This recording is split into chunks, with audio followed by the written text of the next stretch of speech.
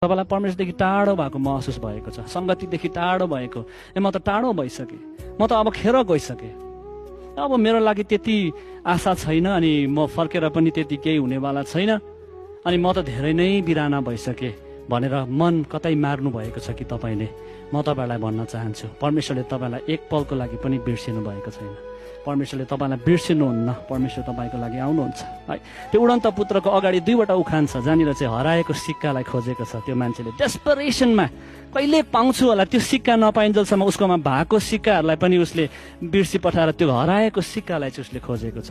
अनि हराएको एउटा भेडाको लागि चाहिँ त्यो गोठाला गएर त्यो एउटा भेडा जबसम्म पाइँदैन तबसम्म 99 आफूसँग हुँदाहुँदै पनि त्यो एउटा भेडाको वास्ता फिक्री गरेर जाने परमेश्वर चाहिँ हाम्रो परमेश्वर हुन्छ। तपाईँलाई खोज्दै परमेश्वर आउनुहुन्छ अनि तपाईँलाई समाएको पाएको खुसीमा परमेश्वरले भोज गर्नुहुन्छ। त्यो बाइबलले भन्छ एउटा पापीले मन फर्काउँछ भने स्वर्गमा रमाहाट हुन्छ। र आज म तपाईँलाई भन्न चाहन्छु, परमेश्वर तपाईँलाई बिर्सिनु भएको छैन।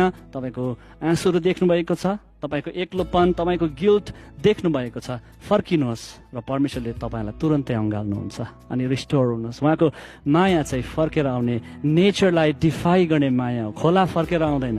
यीशु ख्रीष्टको माया चाहिँ फर्केर आउँछ तपाईँको लागि, यीशु ख्रीष्टको अँगालो चाहिँ तपाईँको लागि फर्केर आउँछ। यस कारणले गर्दाखेरि उहाँको निमन्त्रणलाई फेरि त्यो प्रेमको निम्ति